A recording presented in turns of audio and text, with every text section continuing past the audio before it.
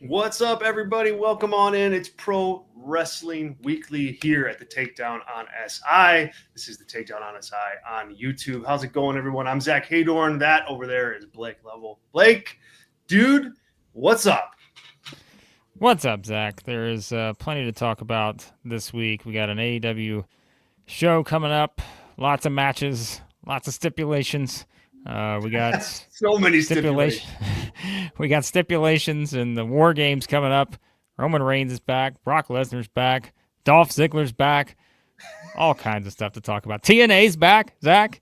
TNA is back. I mean, in more ways than one. Like, they're literally back, but also, like, they're back. They're back with some questionable decisions. Yes. Here's the thing, man.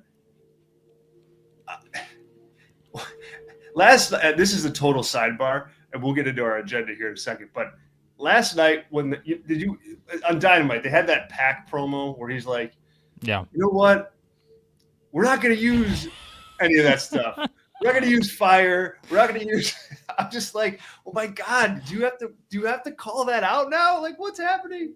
That was the first thing I thought of, and I was like, I knew we'd be on the same wavelength there. As he's saying it, like, I don't want all the fire and flamethrowers. Like, I just want a wrestling match. I'm like, oh wow, what a concept, right? Like, that's incredible. He just wants a wrestling match with Darby. So, yeah, I mean, look, that's just the way things have trended. Every match it seems like we've seen Darby in over the past however long. You're expecting some sort of weapon or some sort of 50-50 dangerous situation, but that's what we've gotten to. So we'll see if that actually happens. I'm not convinced, but we'll see if it stays that way. So it would be hilarious if we saw like a Luthez version of Darby Allin at Full Gear. Like that would be worth the $50 right there. Yes, I agree. I 100% agree with that. Like, just have him come out and just be like, all right, that's it.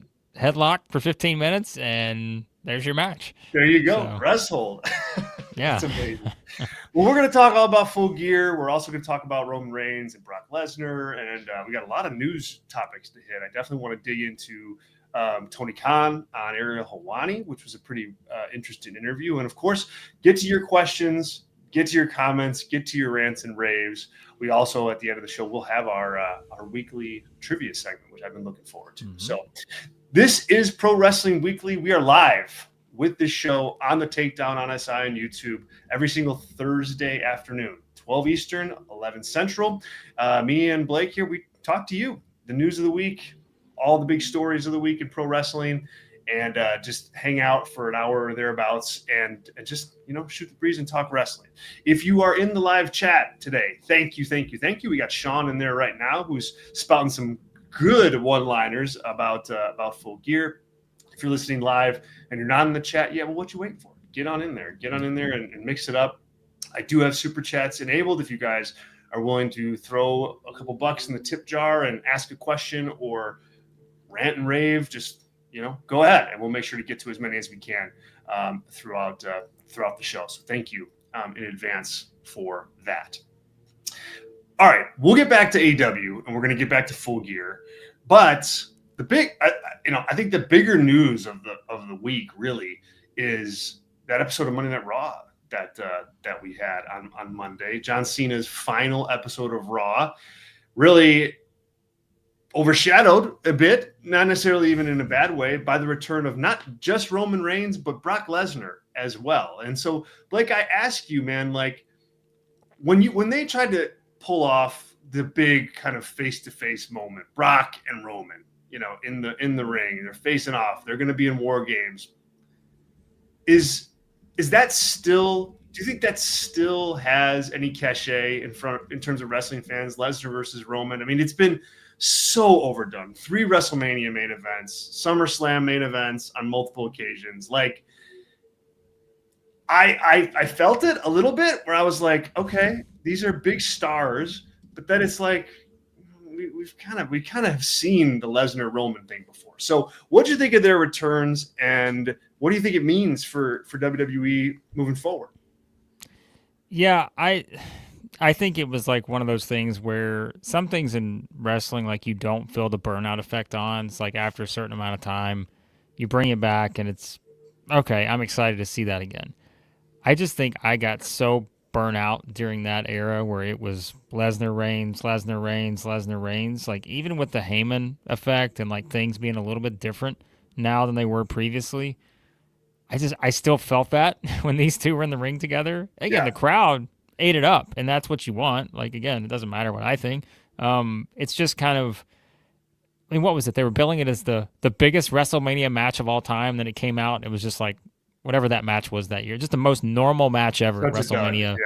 Yeah. Like just a completely normal match, nothing whatsoever. And I just that left such a bad taste in my mouth. I think that was 3 years ago now, but that I just at that point I said I never want to see this again. And again, there is a difference to it now, to where, and it's not like they're doing the straight up singles match. You've got them on different sides in war games, and all of the story makes sense as to why you would do it this way. But I didn't really get that same sort of feel of like, oh man, I can't wait to see Roman Reigns and Brock Lesnar again. I hope they have another singles match. That was not even in the top 10 of my thoughts when those two guys came together. But it was a big moment, and that's what that entire show was built around, was big moment after big moment after big moment. And hey man, all part of the show, right? I mean, that's what they do. They create moments, and give them credit. They created a lot of big moments on that show, and that was still a big moment, despite the fact that I just don't really have any interest in these two interacting all that much anymore. I just hope yeah. I mean, I think Sean says here, no more singles matches. Like that's where I'm at. I think that their like involvement in war games significantly improves the war games match this year. I think that I think war games, it can be a simple formula. And I wrote about this earlier in the week. Like it can be just, hey, like put your big stars in a ring and have a little bit of a story between them and have some chaos, and war games make sense. Like, I think when you have big stars, you can make up for a lack of a really in-depth story. I don't think this war games match really has that, but because Brock's involved now, because Roman is involved now, because CM Punk and Cody Rhodes and Drew McIntyre are already involved. Like this is a who's who now of like your top guys on the men's side of things. Like I think that is important for this match to have. It just needs to stop there. It just needs to stop there. And I think if it stops there, people will look back on this fondly.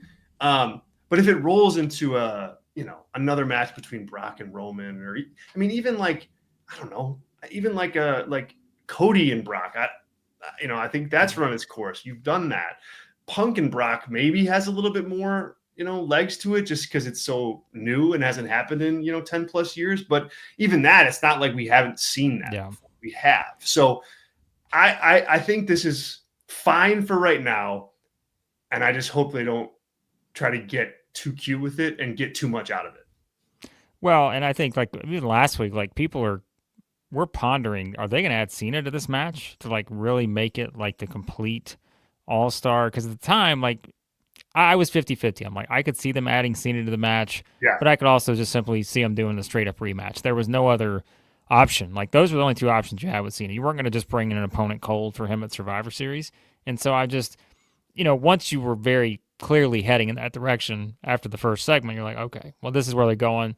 Roman will come back, Brock will come back, and Derek's right in the chat. He's like, you cannot have interest in the match, but still the way WWE does it, like it's of course it's a big deal, and they make it a big deal in the way they present it, and that's why WWE is on another level. But I think it's one where like at this point with Brock Lesnar, you mentioned like Punk's somewhat intriguing, but to me like if I'm looking at Brock Lesnar and I'm saying realistically he has 3 matches left. Let's just say it's the number's 3 before he never wrestles again for WWE. I'm just going to throw that number out there. We know WrestleMania next year is going to be one of them. We know that. Yep. To me, it's like there are only 3 people I'd be at this point in his career having Brock Lesnar in the ring with, because I think it helps these 3 people. That's Gunther, that's Braun Breaker, and that's Oba Femi. I think those are the only 3 people I would have him in a one-on-one capacity with before he retires. If, again, you get that many matches. I don't know if you're going to get that many or not. But I don't want it to be Reigns. Like you said, I don't want it to be Cody. We've already been down that road. No, yeah. There's no one else. Like, I don't need the Brock Lesnar versus Big Star anymore, because we've seen Brock Lesnar versus Big Star so many times. Like, and that's not a knock on the other guys, but like, those are the future. Those three guys right there I mentioned, those are three of your top performers 5 years from now. Yeah. If all goes according to plan, like, they are three of your headliners. And so I'd rather see Brock in that setting than I would anything else beyond what they're doing right now. I love those three options. I think I might add Jacob Fatu to that list, but that's a good one. Yep. But to your point, it's not necessarily a deep list, but I don't think it should be. Like, I think, like, if you like Brock, and this is, by the way, this is all the awful side baggage aside. Like, I haven't really mentioned that, but all that is kind of, yes, it's there with Lesnar and the lawsuit and things like that. It's there. I want to call it out. And so I think, all of the analysis that comes after is with that in mind. We know WWE is going to run with him anyway.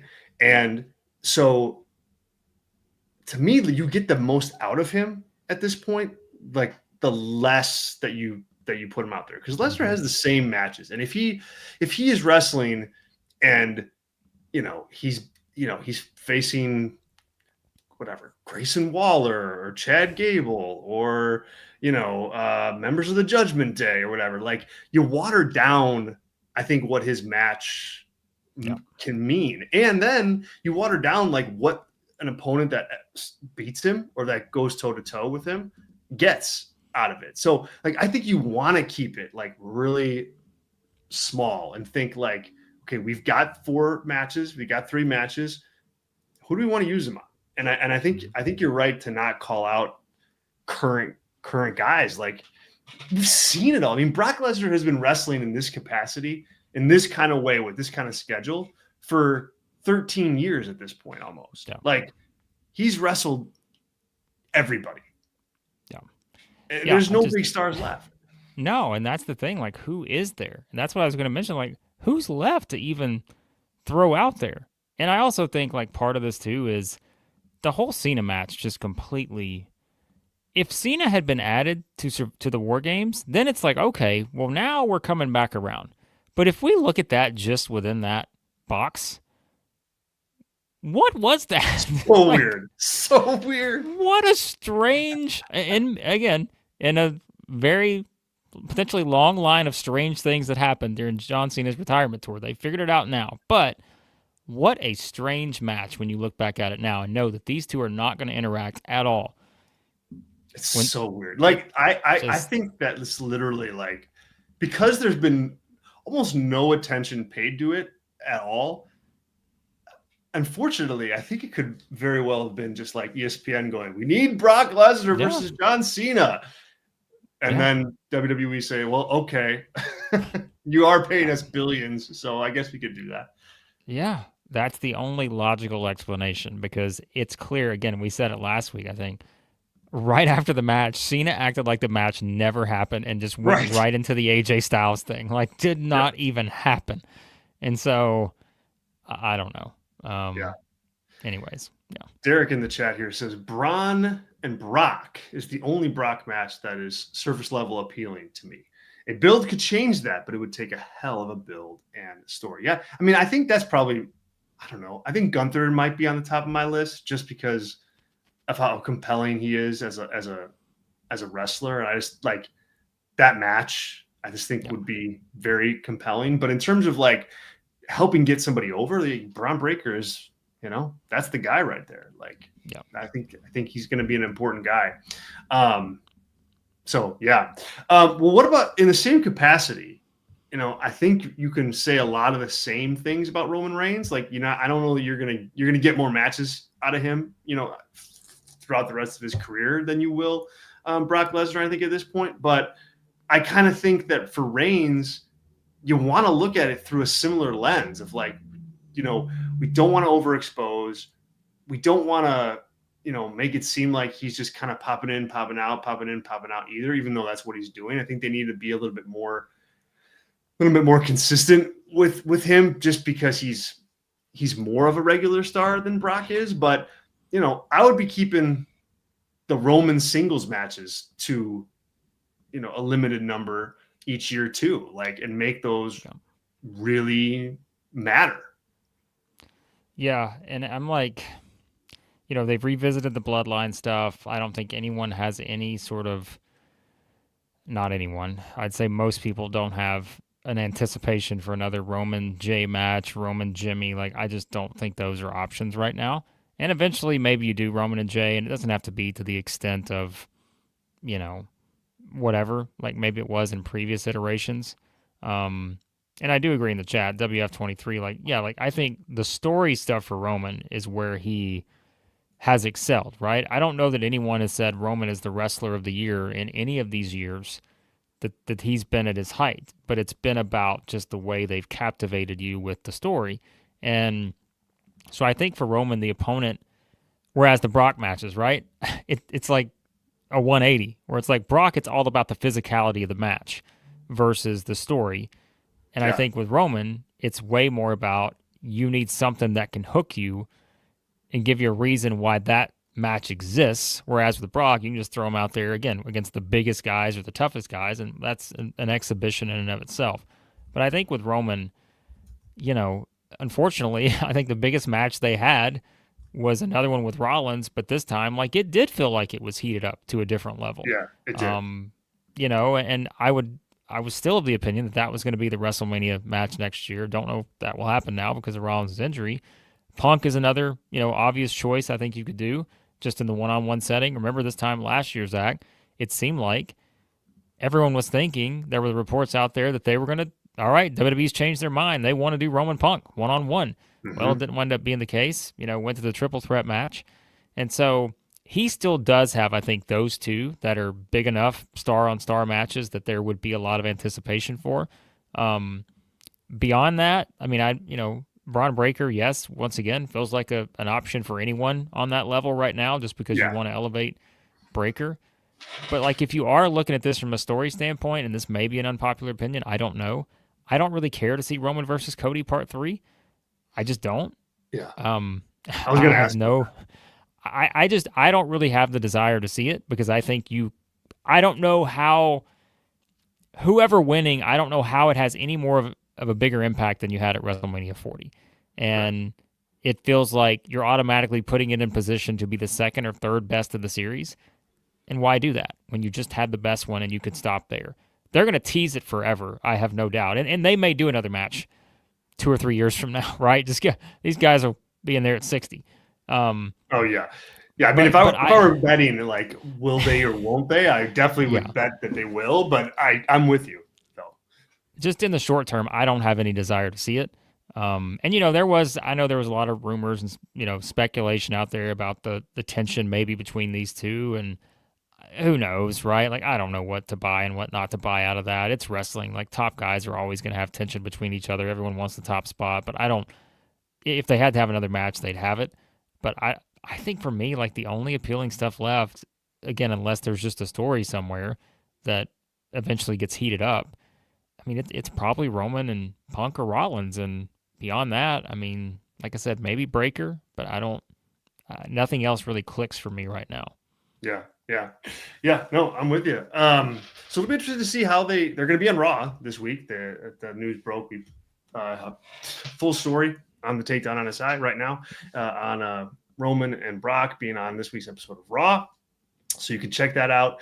Yeah, obviously it's going to be to hype up War Games, but I think you also will get a sense of kind of what potentially could be in the works for both of them as well. But to your point, Blake, it sure was a moment. And the other moment on this week's episode of Raw was Cena. John Cena, his final episode of Raw, Madison Square Garden. He kicked off the show. It's crazy to me. I feel like I say it every week, that we're here now, because the retirement tour was so bad, at the start, and it's had such needless like, blocks in the road. But boy, the last 2 weeks have been money for Cena on the microphone, the crowd reaction, even the matches that he had. I was pretty impressed with what they did for Cena's final Raw. I think it was the exact right tone, a fun triple threat match. Cena wins. Like, I think that, like, they got it right. Yeah. And I think, like, and me too, right? Like, I wrote the column on the website, and it's always, it's hard to write a column with, like, here are the potential opponents in a 6-man tag for John Cena. No, you're going to do the opponents and, hey, who could Cena have in a one-on-one match, right? And that's kind of your thinking there. And, one of those was Rey Mysterio I had on the list, which I'm like, okay, if they're going to feed back into Cena and Dominic, then having Rey somehow involved makes sense. And, of course, they do decide to go the 6-man tag route, which, again, like, and that's where, in hindsight, these are the kind of things you could have done a lot more of on this path to get here. Oh my God. You could have done a lot more of these tag team type matches and scenarios that still would have been not to the level of doing it in MSG, but it would have had more of an impact than some of this other stuff that just feels like it just, again, sputtered and went nowhere. It was good. Again, you got to connect him to two people from his past. You got to eventually, well, I mean, that was kind of the setup. You went ahead and did the thing with Dom so people knew that you were getting back to that.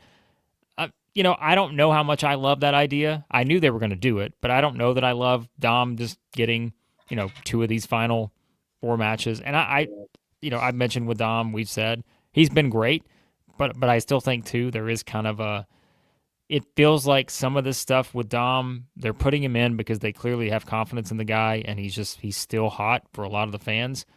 But I feel like, whatever they had in mind whenever Liv got injured, like, there's a lot of ways you still could have gone with that. And I think that's eventually going to be the destination where you're going to do something with Dom and Roxanne against, they're going to have some combination to work that out. So I think, yeah, they did it right. And it was a good way to go out. Probably most people would have said, hey, it's Cena's final Raw. I'd like to see him a lot more.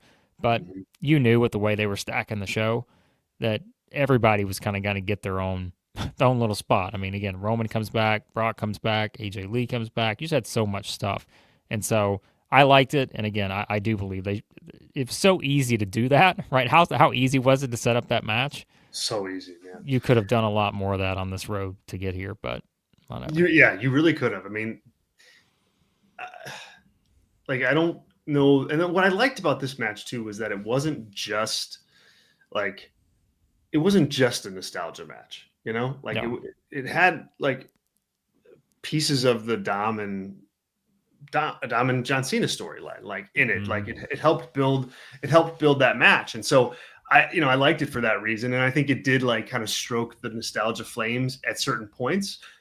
And I think you want to pay attention to that too. You don't want to, I don't think you want to, like, avoid the fact that Cena's been around for 20 years and he's got all these fans and XYZ, but you don't want to make it just a nostalgia tour either. You got to have that fine line. And I thought this walked it pretty well. We got Sean in the chat here says Dom has been so good. He needs to win the title back, in my view. Do you think that's what's coming? Like, do you think that's what's coming? Like, it's tough to say because on one hand, I think you could tell a very compelling story about John Cena loses to Dominic Mysterio, and now he's got all this pressure going into his last match to win, right? Yeah. But if that's the story, like, he kind of has to win. Like, you don't want to see him, like, lose his last match. I know. But if that's not the story though, and you want it to be that, hey, like, Cena's been on this roll and somebody like Gunther is going to stop him and retire him. If that's your story, then you probably want to go a different way with Dom. Like, I don't know that you do want Dom and Gunther beating him, in back-to-back singles matches. If that's going to be, if the big story here is to put over Gunther or whoever in a major, major way in the end. So I think it's pretty interesting. And I think there's pros and cons to Cena winning at Survivor Series and holding the Intercontinental title longer and losing outright.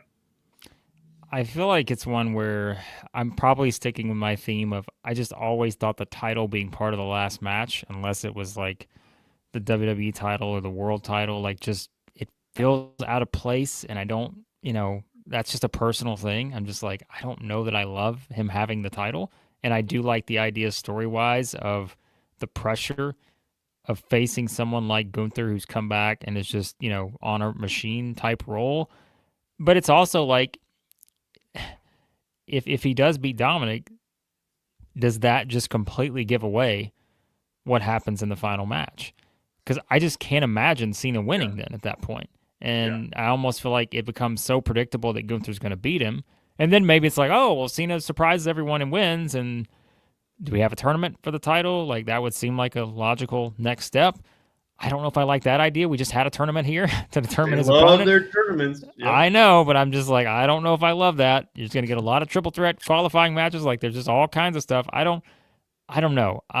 I'd be okay with Cena losing to Dominic, because then it feel like it gets a little messy, right? If Cena wins again, Dominic still has to come back for the title, I would think. And it's like, okay, do you eventually get to Dominic and Gunther? And two, I think what Sean said, that's my thinking as well. Do you want to put Gunther back on the IC title level when it feels like he is one of he's already kind of a made man at the world title level? And I know it's like, well, they just put it on Cena. That's a completely different situation. This is a unique scenario here.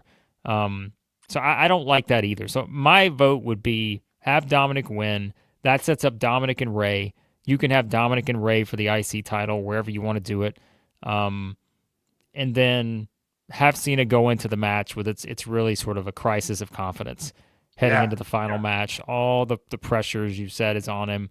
And I mentioned the theme before. It's pro wrestling, sports entertainment. This is your legacy, your final match. I just think that's the better way to sell it to me. Yeah, I like that. I like that. Derek here says in the chat, I rarely mind predictability. A surprise is good from time to time. And I adhere to the time-tested philosophy that there is not surprise without expectation. It's interesting. It's an interesting comment, because I wonder what like people are, if you were to like poll the fans, and not even necessarily fans that would like listen to this show or who are following closely, but just people who would just, want to just watch John Cena's final match. I think a lot of them would want to see him win.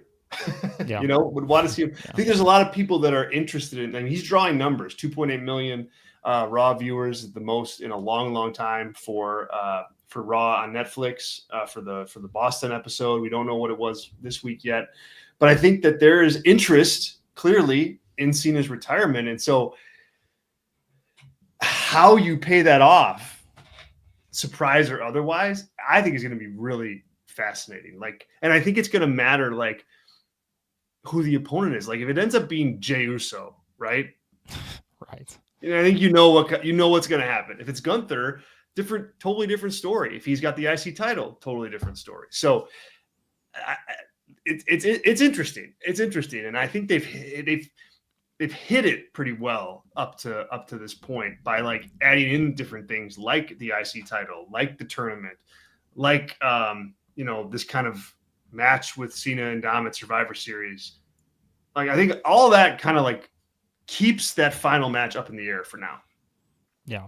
I don't like being negative, but it's just, I think the tournament left a little bit to be desired, and it's not even done yet. So maybe I wind up being surprised, but like you have what feels like a pretty predictable like finale here. I just, at this point, I'm like, I think I'd be surprised if it's not Gunther and Jey in the finals.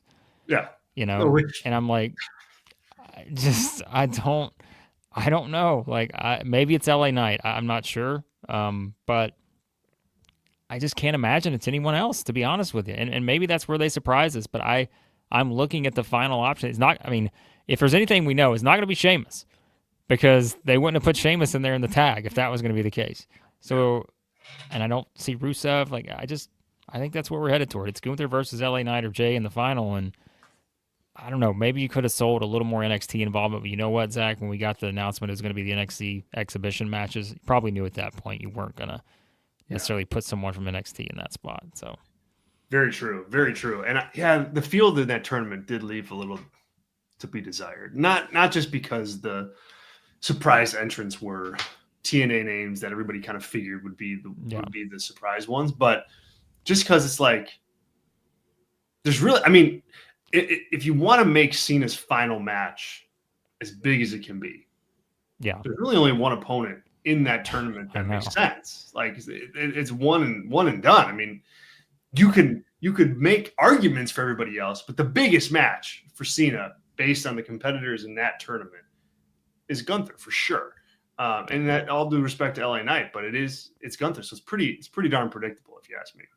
Yeah, not enough, I think, sellable opponents for that spot, and that's but I guess you have what you're working with. So, and I think, like, just a sidebar on this, I do think now that you've got past the first round, like, and because you couldn't do this with everybody because you're doing some surprise entrants, I think we need to hear from these guys. Like, and you got a little bit of that from Gunther in like the social media promo that he cut, but like, I think you gotta like hear from them. The benefit of this is so you can really frame this match as a huge deal, and really get it over as like this big thing. But you got to talk about it. So I mean, I want to hear from Gunther. I want to hear from LA Knight and Jay and everybody. I think you want to give the field promo time here to sell this whole thing.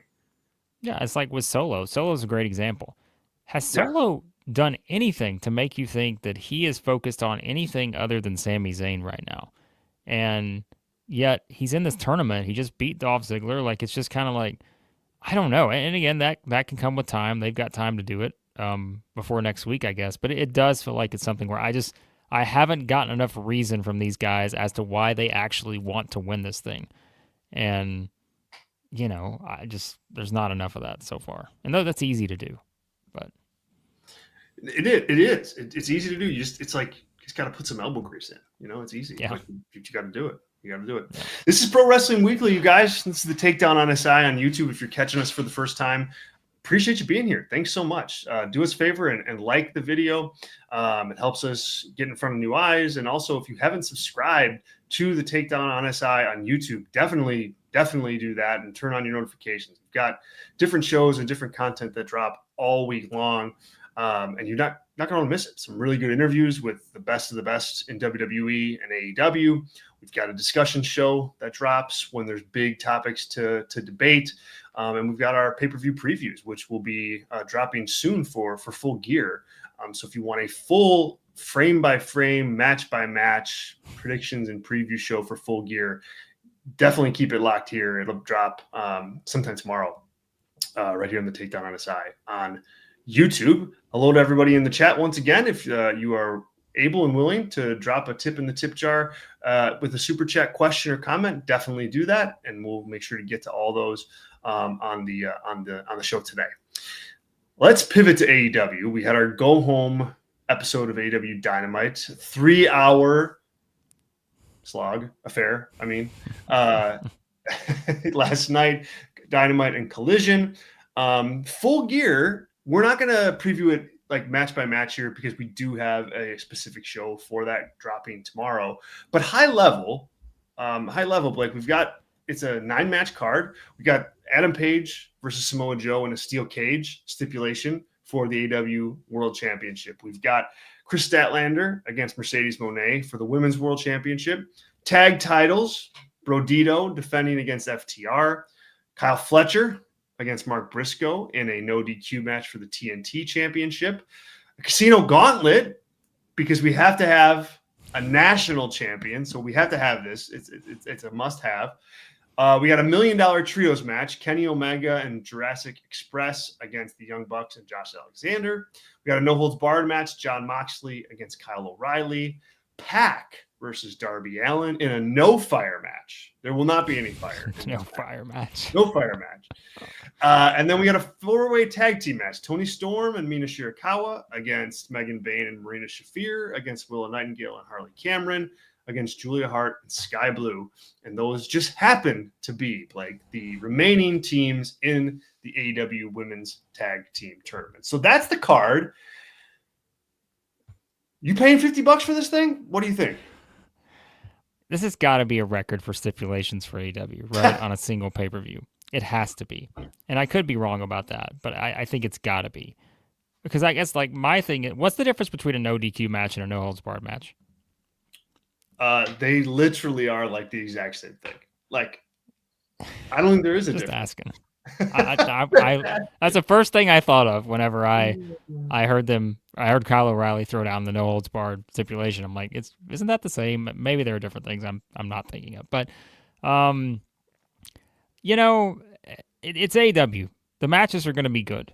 You'd be surprised if they're not. Like there are going to be a lot of good matches on this card, and I know it's to the detriment sometimes. There will be a lot of long matches on this card, Yeah. and that's just kind of what you're used to. And people keep paying the money, so why swap it up all that much when you've seen it work out? I mean, I think it's like one of those where again, it's depending on what kind of fan you are.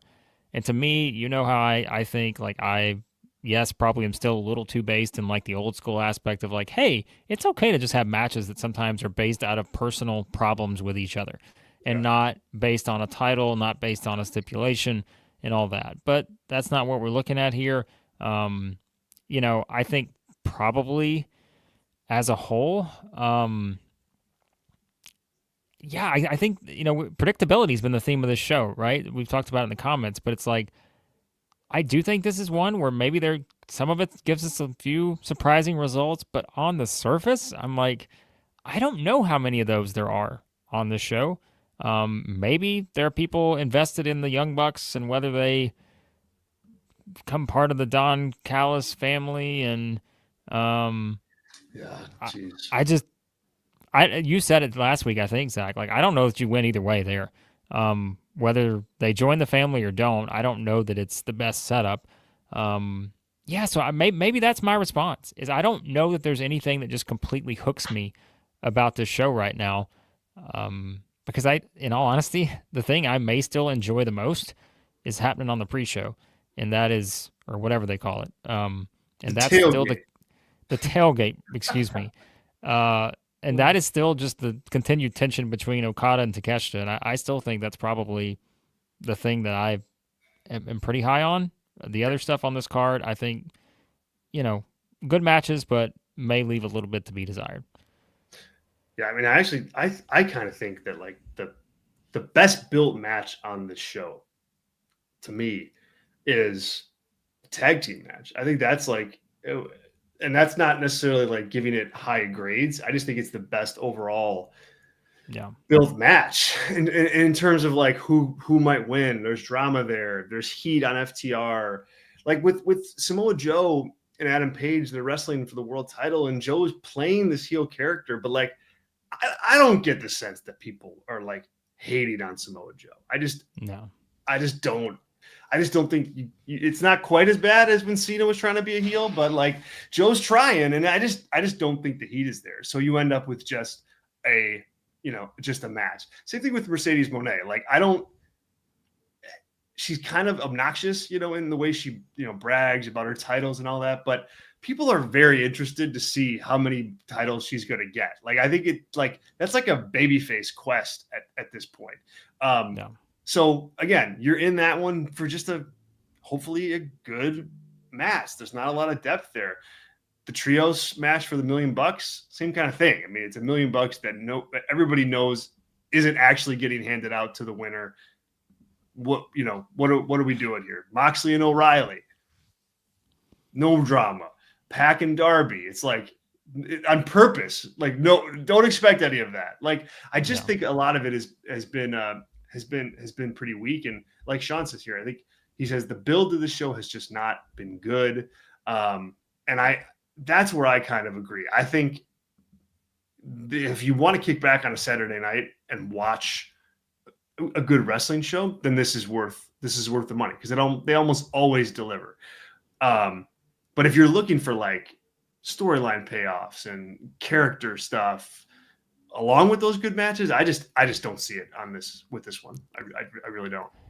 I mean, I don't think I'm alone on this, but I do think, and you got to make money as a company. Yes. You got a lot of contracts, but I am also, if you look back, like, yes, there were some questionable like booking decisions and the directions they went with certain people. And I know a lot of people would point to the MJF and Adam Cole thing, but I do think that some of that dip that AEW experienced for a while, I think some of it simply had to do with just the volume of pay-per-views that they started to introduce. Because I think that's where you started to see, rather than being a company that was applauded for the long-term stories they could tell over a span of 3 months to get to that next big show where it felt like you've got an exclusive, such a small number of those shows each year that they all felt important, right? Now we're in that area where it's the same knock we have for WWE, where it's like some of these shows are what purpose do they serve, right? Mm-hmm. And I think that's where, and I think we're going to disagree on this, Zach. But Okay. you can tell me if I'm wrong, because I've read your Substack, and I think this is one of the things I remember. I love themed TV shows for wrestling. Now, I'm not saying you have to go all the way with them, and especially like some of them can be a little, you don't have to do the Halloween stuff and all that. I mean more so like, hey, beach break, like all this, like I'm okay with that kind of stuff because it gives you a different visual and you can set it up a different way. I prefer that over having the pay-per-view with however many matches, 13 total if you're adding in the tailgate and all this. I think it serves you better long term to spread all this stuff out over that rather than, again, do this big combined every month now. You're just having one of these. And I know there's a couple off, but I think that's been one of the biggest drawbacks for me as someone who consumes the AEW product is you're having to force a lot of things to put together shows like this when in reality some of this stuff probably needed a little bit more room to breathe for a while instead of just having to have it because you needed this many matches on this show. That'd be a good way for AEW to differentiate itself from WWE too, even though to your point, you do have to make money. Like obviously that's what they want to do. But if you're the anti WWE in that regard, like where WWE's got Saturday Night's Main Event and they got Survivor Series and they got Cena's last match, and then it's like before you know it's hurt them this year. It has hurt them this year. Like, yes, it has hurt them this year more so than any other year in recent memory. It's hurt them more this year because there's been more, and I think that is a drawback. So yeah. Well, and you can't. It's hard to focus your audience on like this is the most important thing or the most important feud, and I don't. Here's the thing: like I don't think that's WWE's goal anymore. Like I think they want just lots of stuff, and the more stuff that they can make compelling, the better, because they can do another event somewhere, go internationally or whatever. But if you're AEW, though, I think one of the early on, one of the hooks was like, hey, there's only 4 of these. There's only 4 of these pay-per-views all year. Like you have to tune in. You don't want to miss them because they're really big and they're really important. And I think that has watered down. I think I don't mind like the themed episodes. I mind themed matches. Those I can't stand. Like it's the trick or street fight. Like I'm out on all of those. But I think the themed shows can work. But I just don't know that they can work layered on top of already like 12 or 13 pay-per-views, like you have to maintain your integrity with, okay, we're only going to do 4 pay-per-views, but then we're going to deliver 6 huge TV episodes or something to that end. Then I think you can maybe make it work. Derek says here, to extent, I agree with Blake. I'm a fan of the theme and directs and relates to the show and how it directs and relates to the show. The theme does not need to be a specific match. It just needs to guide the tone. Yeah, that's well said. Yeah. That's well said. Yeah. You guys could probably convince me of that. You probably could. We are going to do a full gear preview on the channel tomorrow. So frame by frame, match by match, predictions, analysis, everything. Don't miss that. It's going to drop sometime tomorrow afternoon. And you're not going to want to miss it to get ready for Full Gear. And then, of course, we'll have full coverage of Full Gear on Saturday night right here on the Takedown on SI. Blake, let's get to some news stories here because I think Tony Khan has had some media training, if you ask me. He was interviewed by Ariel Helwani. They had a beef, going back a couple years and a little bit of a social media battle. But Blake, there he was yesterday, just taking questions and on all topics. CM Punk, Britt Baker, number of pay-per-views, counter programming by WWE, and I think that Tony Khan did a pretty good job on that interview. And I'm always first to raise my hand if and when Tony Khan kind of steps in it. But I thought he handled himself pretty well. I thought he gave some what I felt were like transparent and authentic answers. And I mainly, felt that way about the CM Punk answer, where I think he came across to me like he genuinely felt bummed that couldn't work itself out. Like that they couldn't work it out, that he couldn't be a part of AEW. But that he still has a lot of appreciation for what Punk did. And same thing with Cody and same thing with Jade Cargill. Like there doesn't seem to be any kind of like irrational ill will there from on his end to Punk, but just kind of like it's disappointing. And I was surprised to see him like strike that tone on that topic because it's such a dark time like in the company, like that whole era, that whole saga, with Punk and the brawl out and everything. It's just not a great time for that company's history. And I thought Tony Khan like addressed it head on, but in a real human way. So take that however you want it. But what did you think of Ariel Helwani and what did you think of his responses to anything in particular? Yeah, I mean, this is why I think, if you were someone out there that was anti-AEW, and a lot of it maybe was built on your love for WWE and the way that Tony was carrying himself both in media and like the online spats just randomly on Twitter, he has learned from this. And like, I think you see not only Tony, but like a company that is learning from some of their mistakes. And I think that's where like you want to root for AEW to succeed because I think they have turned a corner with this stuff where it's like for a while there, it's almost like, hey, we're going to give you two options. One of these options is, hey, people are going to respond positive to this. The other option is that you're going to do something that really pisses a lot of people off. And it just seemed like every time they picked the second option. Yeah. And now it's like, though, hey, like actually be human and address some of this stuff. Like respond in a way that is not combative because let's call it what it is. Guess who kind of is positioning itself as the bully now? Like WWE, because look at the way they're scheduling and look at all this other stuff. Yep. Like they have no F's to give, Zach, when it comes to how they run their business anymore. None. They will do whatever they have to do to completely crush AEW. That is part of their goal. It's clear, abundantly. I mean, it is. It's like, let's call it what it is. It's clear. Like, it's business for them, and they are trying to do it with the counter programming and all this.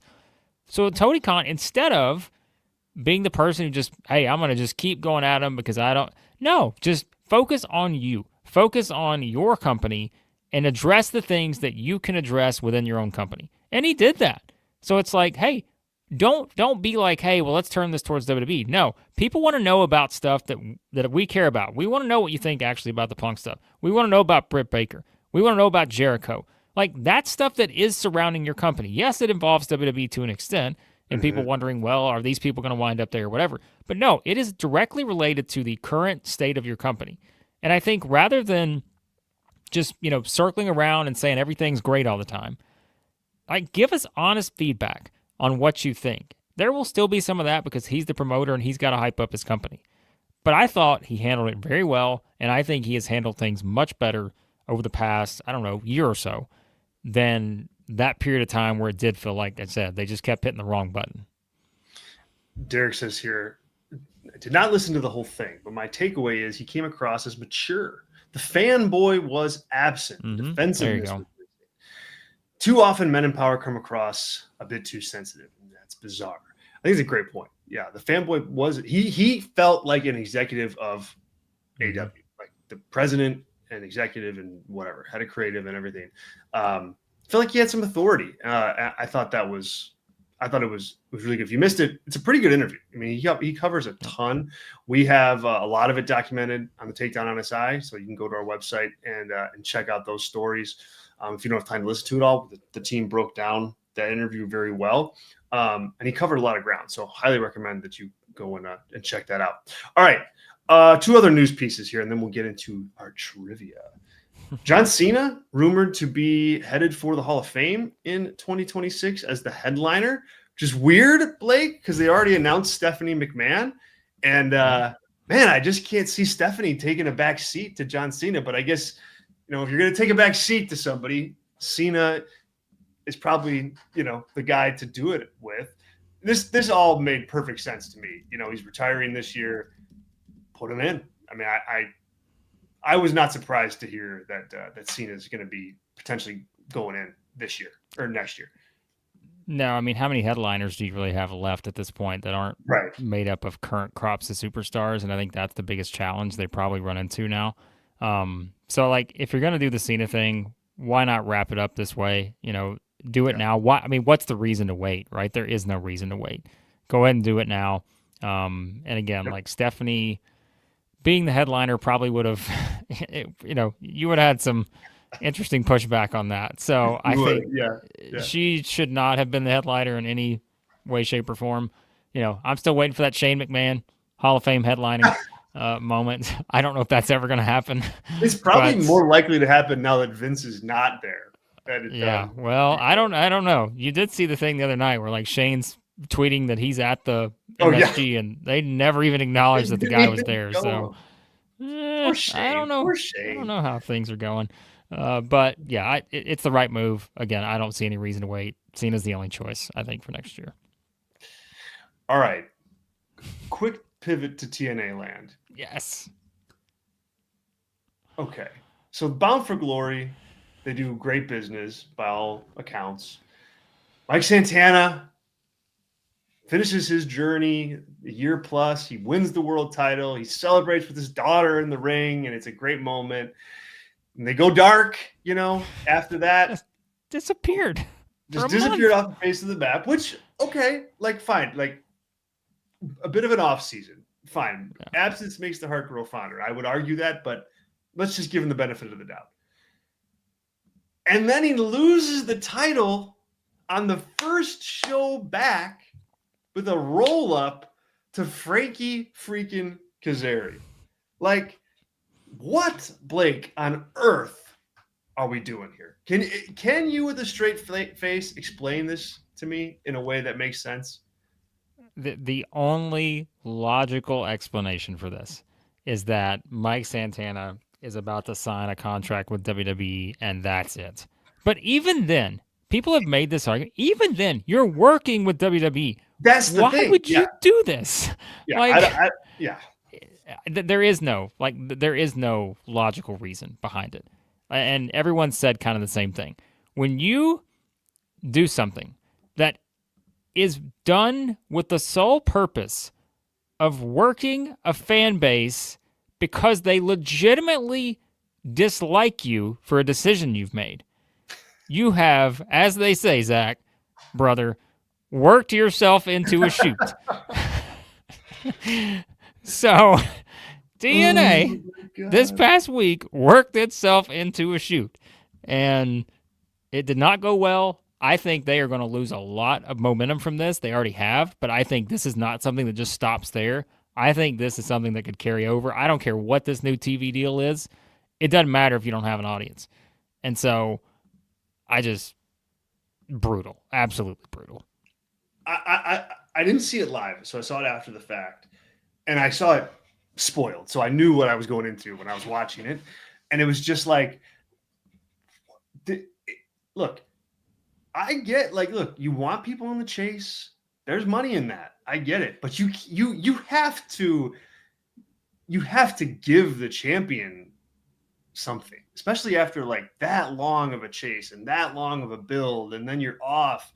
You didn't even have a chance for Santana to like even like walk out and cut a promo as champion. Like it's so mind-numbing as to why you decide to do this. And to your point, you're trying to do this like shoot work nonsense, and it's just like, tell the best story. And the best story right now for that company is Mike Santana beating heels and retaining the title. That's it. That's what it is. It's not fancy. It's not sexy. It's not something that, is going to, you're going to look back on as this innovative run, but that's what needed to happen. And it's crazy that we're not getting that right now.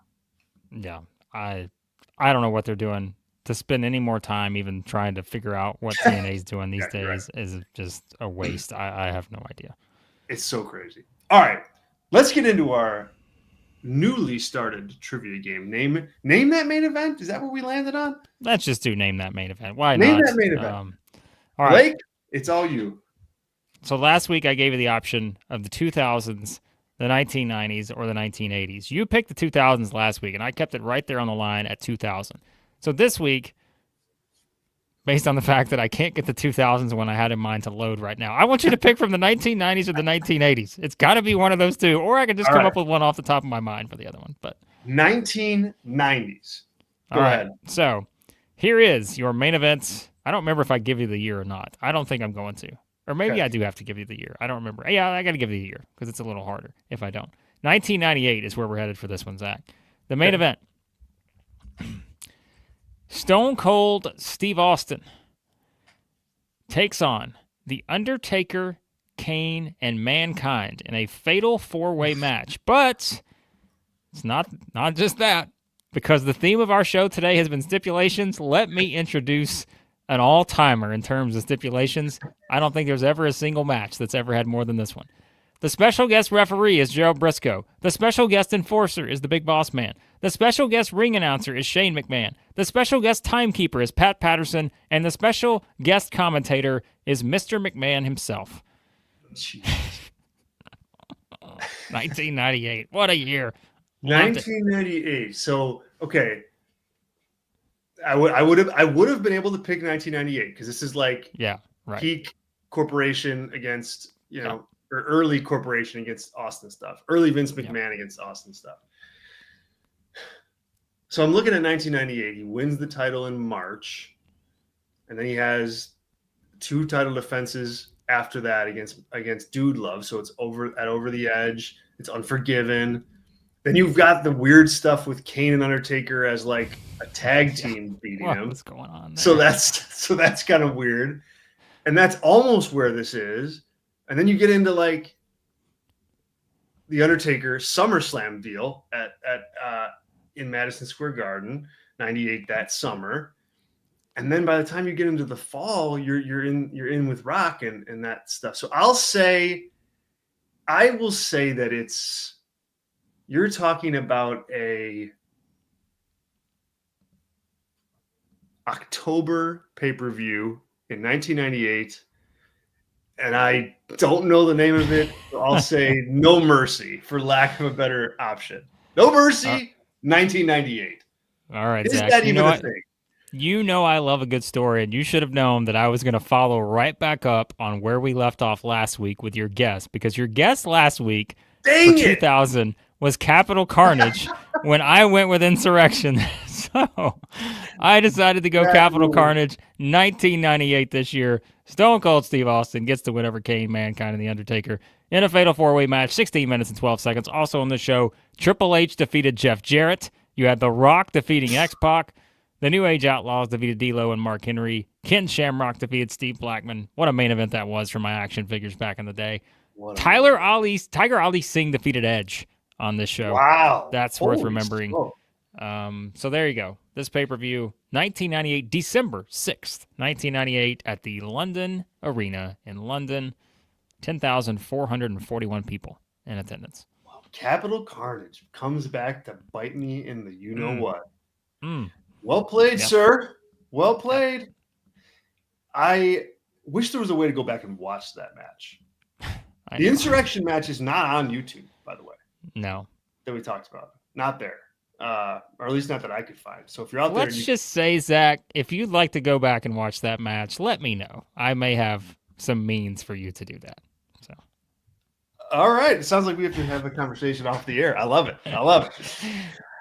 All right, you guys, thank you. That is Pro Wrestling Weekly. Awesome time. Thank you to Sean. Thank you to Derek. Thank you to everybody else who joined us in the live chat. Make sure, if you have not subscribed to the channel yet, subscribe right now. We've got all sorts of content dropping throughout the week. I have a new interview with Wheeler Yuta up on the channel, which you can check out. It was really fun. He opened up about blood and guts, but also working with Jon Moxley and that big kind of career-changing match. We talked a lot about that career-changing match that he had against Jon Moxley. You can check that out. And then tomorrow, we will have our Full Gear preview show drop as well. So you're not going to want to miss that. So subscribe to the Takedown on SI and turn on your notifications so you know when that stuff drops. Also, make sure you're heading over to our website, the Takedown on SI.com. We have all your news covered, all your analysis covered, all your editorial features. It's a one-stop shop for your pro wrestling fix. We got news up right now on Saraya. We've got CM Punk making news today, like admitting that John Cena might actually be the GOAT. Blake, you have a story up about Dolph Ziggler and what the original plan was for him. Check it out. And all that and more. There's so much stuff up there that you can dig into, and hope you can do the Takedown on SI. Blake, have a wonderful week, sir. We'll catch you next time. Sounds good, Zach. Thanks, man. See you guys.